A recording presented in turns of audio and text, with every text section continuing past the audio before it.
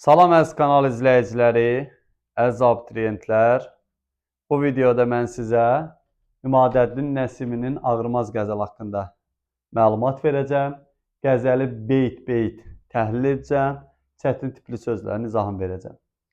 Videoya keçmədən öncə sizdən bir xahişim var ki, kanalımıza abunə olun, bəyənib paylaşın, rəy bölməsində də öz fikirlərinizi yazın ki, bununla bizə dəstək olmuş olarsınız və növbəti videolar yükləndikdə YouTube'a sizə bildiriş gəlsin. Bildiriş bölməsini açmağı da unutmayın ki, videolardan faydalanmış olasınız. Və sizinlə paylaşmaqda məqsəd sizinlə bərabər digərlər də bu videodan yararlanmış olsunlar.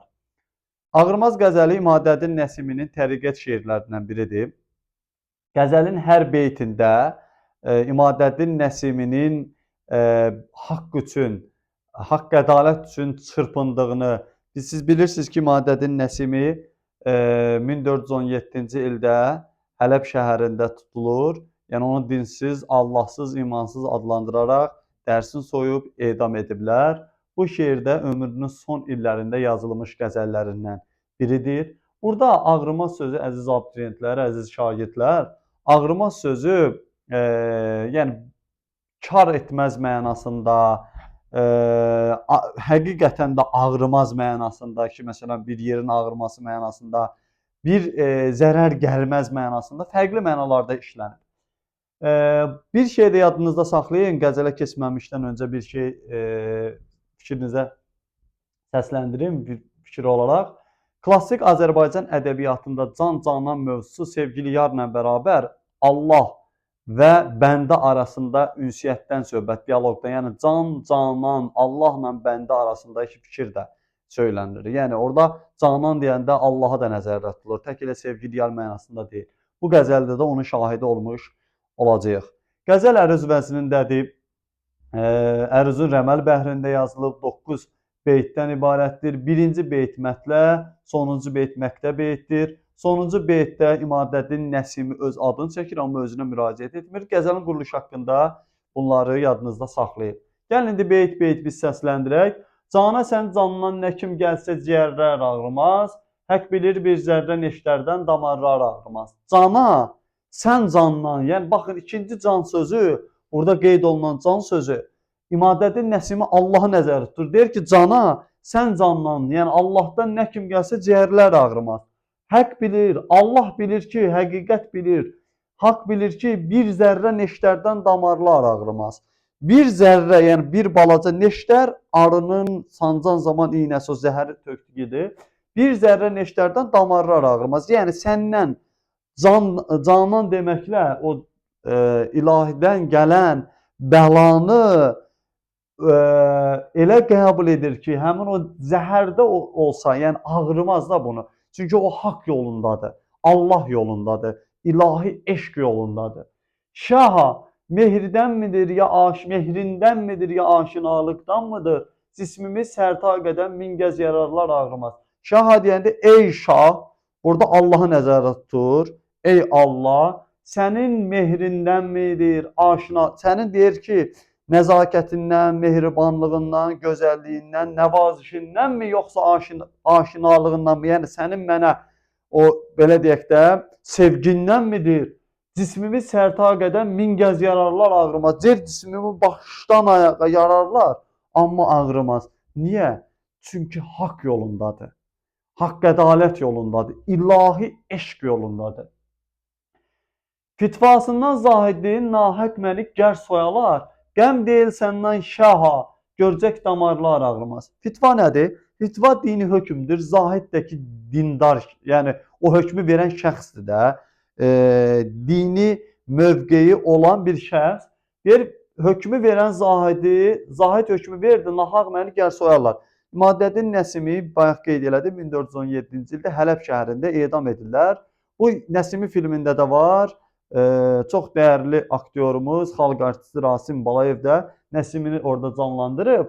Orada da əsərin, elə filmin də sonunda görürük ki, Nəsiminin təni soyunda fətva verirlər ki, Nəsimi dinsizdir, imansızdır, Allahsızdır və onu nə edirlər? Dərsin soyurlar. Deyir, fitvasından zahidin, zahidin fitvasından nahaq məni gər soyarlar. Yəni nahaqdan soyurlar da məni. Qəm deyil səndən şaha görəcək. Amma səndən gələn bəla nədir? Ey şah, ey Allah. Yəni səndən gələn bəla mənim üçün bəla deyil. Görəcək damarlar belə ağrımaz. Yəni canım ağrımaz səndən gələn bəladan. Zahidin əfsanəsindən soydular naxaq məni. Zahid dini şəxsdir. Bayaq dedik ki, dini mövqe olan şəxsdir. Əfsanə yəni Zahidin belə deyək də əfsanəsindən, uydurmasından naxaq yerə məni soydular. Qəm deyil, haqq bilir səndən şaha sahib nəzərlər. Sahib nəzər nədir? Nəzər sahibləri ağrımaz. Haqq bilir ki, səndən ey şah, nəzər sahibləri ağrımaz, inciməz, ona kar etməz, nə bəla gəlir gəlsin fərq etməz. Şişəmi üçün daşa çaldım, həqqi ishar eylədim. Çeşmi əhvəl ağrıdan arif bəsərlər ağrımaz. Deyərdim ki, bu qəzəlin ən gözəl beyti budur. Niyə? Burada İmadəddin Nəsimi haqqı, ədaləti ən belə deyək də pik nöqtədə verib. Biz bilirik ki, şüşəni daşa çalsıq, şişə burada şüşədir. Şüşəni daşa çalsaq sınar da. İmadəddin Nəsimi haqqı deyir, göstərirəm, amma görən yoxdur. Şişəmi üçün daşa çaldım, haqqı ishar elədim. Deyir, şüşəni daşa çalıb, haqqı göstərmək istədim ki, yəni sınar. Çeşm əhvəl. Çeşm gözdür, əhvəl də çəpdir. Deyir, çəp gözləri ağrıdar, arif bəsərlər ağrımaz. Yəni, bunu əyri görənləri, naxaqdan görənləri ağrıdar, amma arif adamları ağrıtmaz. Bilən adamları, qanan adamları, Allahı tanıyan adamları ağrıtmaz.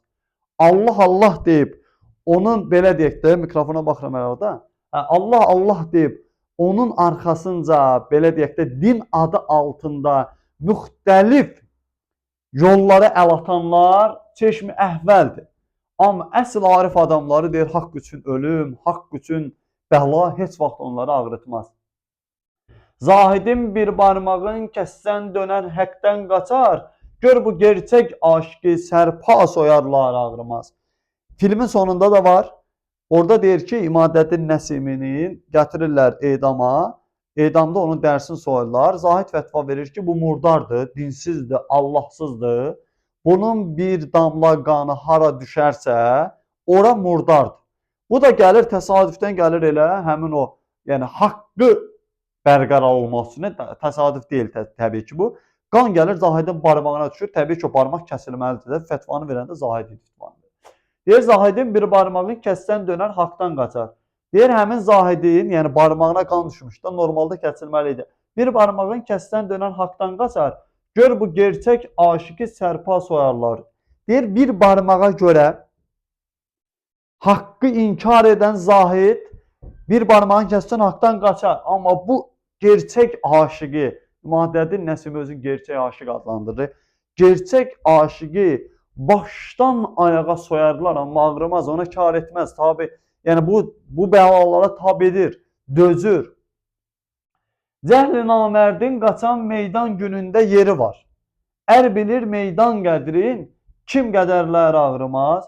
Cəhl burada cahil, cəhalət sözündən deyir. Yəni deyir ki, cahil adamın, namərd adamın meydan günündə qaçmağının yeri var. Həqiqətən belədir. Yəni namərd adamın adı namərddir də. Mərdin adı mərddir, namərdin adı namərddir. Yəni namərd adam onsuz da meydan günündə qaçacaq. Bu normal bir şeydir. Bunun yeri var, həqiqətən yeri var. Yəni namərd adamlar qaçacaq, cahil adamlar, cəhalətə uğramış adamlar qaçacaq. Ər bilir meydan qədrin, kim qədərlər. Meydanın qədrini haqq üçün vuruşanlar bilir, igidlər bilir. Ər burada igid mənasındadır. Qədərlər ağrımaz. Yəni onların belə deyək də meydan üçün vuruşanlar, haqq üçün vuruşanlar, haqq meydan üçün vuruşanlar ağrımaz onlara. Bu nə bəla gəlir gəlsin fərqi yoxdur. Soyun ey murdar sallaqlar Nəsiminin tənin. Bunca namərdi görün birər qıyarlar ağrımaz. Burada sallaq dəri soyan deməkdir. Nəsiminin tənin bədənində soyurlar edam edəndə. Deyir soyun ey murdar sallaqlar Nəsiminin tənin bədənin soyun. Bunca namərd görün. Yəni burada namərd deyəndə Nəsiminin orada haqsız yerə tutub edam edilməsinə göz yuman, onu belə deyək də haqq üçün hürufi ideyalarının təbliğində deyək də, haqq üçün, ədalət üçün onların vuruşduğunu görməyən adamların hamısı namərd adlanır. Deyir, bunca namərdi görün, yəni mənim bu cür bədənimi, tənimin soyulmasına göz yuman adamların namərdliyini görün. Bir ərə qıyırlar, igidə qıyırlar, ağrımaz. Onlara tabe etmir. Yəni bu qədər namərd adama bir ərə qıyılmağı tabe etmir. İmadəddin Nəsiminin Ağrımaz qəzəlinin beyt-beyt izahı budur. Deməli, qəzəlin sonunda Nəsimi öz adını çəkir, amma özünə müraciət etmir. Bunu da yadınızda saxlayın. Belə, nə sualınız olsa rəy bölməsində yazarsınız. Ümid edirəm ki, qəzəli beyt-beyt isə hər bir çətin tipli sözlərin izahı ilə birlikdə verdim. Növbəti dərslərdə görüşəcək.